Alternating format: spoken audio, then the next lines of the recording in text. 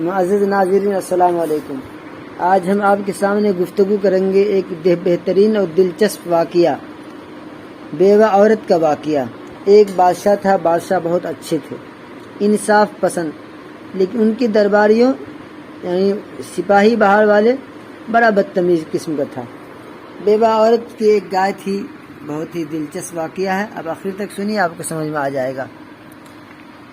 ایک بیوہ عورت کی گائے تھی، سپاہیوں نے پکڑ کر اس کو ذبح کر لیا اور کباب بنا کر کھا گئے۔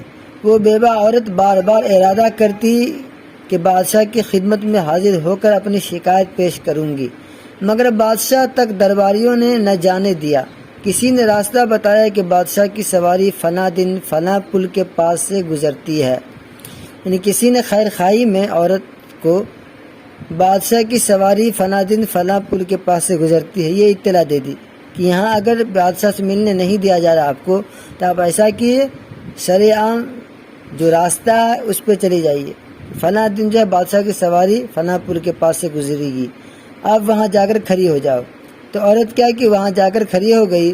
بہرحال وہ عورت پل کے پاس راستہ روک کر کھڑی ہو گئی اور کہا کہ بادشاہ سلامت، بتاؤ میرا حساب اس پل پر کرو گے یا پل صراط پر کرو گے؟ دیکھیے بات بڑا دلچسپ ہے۔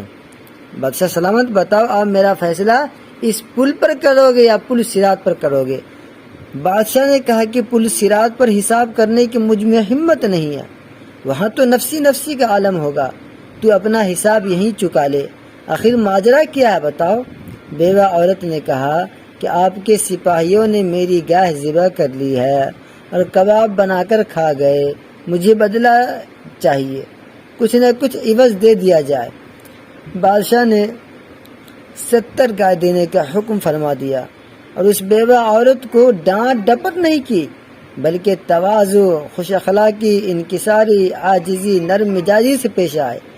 دوستو، کل میزان عمل میں جو اعمال کا وزن کیا جائے گا، کل میزان میں جو بھی عمل ہو، یعنی جب اعمال کا وزن کیا جائے گا، حدیث کے اندر آتا ہے کہ سب سے بھاری اور وزنی چیز حسن اخلاق ہوں گے۔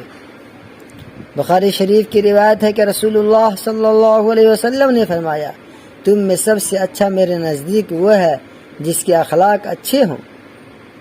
معزز ناظرین، محترم دوستو، اللہ تبارک و تعالیٰ کے نزدیک حسن اخلاق اور تواضع ہی سے عزت ملتی ہے۔ اگر ہمارے اندر کبر، گھمنڈی کی بو آ گئی ہو، کبر، گھمنڈ، تکبر کی بو آ گئی، علم سے، مال سے، زہد سے، عبادت سے یا حسن و جمال سے، حسب و نسب سے، خاندان کے سبب سے، تو یاد رکھو اگر ہم نے علاج نہ کیا تو ہماری دنیا اور آخرت دونوں برباد ہو جائے گی۔ یہ بھی یاد رکھو کہ بڑائی دل سے بہت دنوں کے بعد نکلتی ہے۔ بڑائی کسی دل کے اندر اگر آ گئی تو بہت دنوں کے بعد نکلتی ہے، بڑے مجاہدے کرنے پڑتے ہیں، کسی شیخ اور مسنی کے سامنے زانوی ادب طے کرنے پڑتے ہیں، اس کے سامنے ایک زمانہ گزارنا پڑتا ہے، پھر وہ رگڑ رگڑ کر بڑائی نکال دیتا ہے، خصوصاً وہ شیخ ڈانٹ ڈپٹ بھی کرتا ہے۔ ماشاء اللہ، اکثر اہل علم حضرات دنیا کے اندر ایسے بھی ہوتے ہیں، تواضع بہت جلد ان کے اندر آ جاتی ہے، ان میں عمل کرنے کی صلاحیت دوسروں کے مقابلے میں زیادہ ہوتی ہے۔ اللہ تعالیٰ نے فرمایا، انما یخشی اللہ من عبادہ العلماء، چنانچہ اہل علم حضرات کے اندر اللہ تعالیٰ کا ڈر ہوتا ہے، خوف ہوتا ہے، وہ ان چیزوں سے ڈرتے ہیں۔ جس کے اندر بھی اللہ کا علم، ڈر، خوف آ گیا وہ کامیاب ہو گیا۔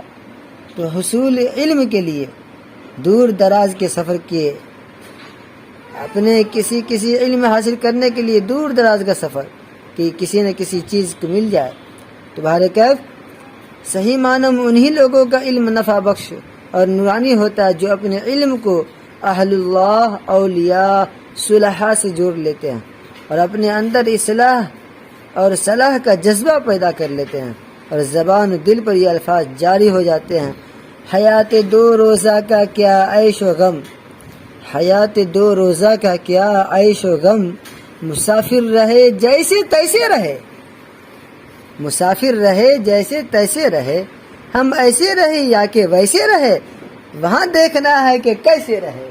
السلام علیکم۔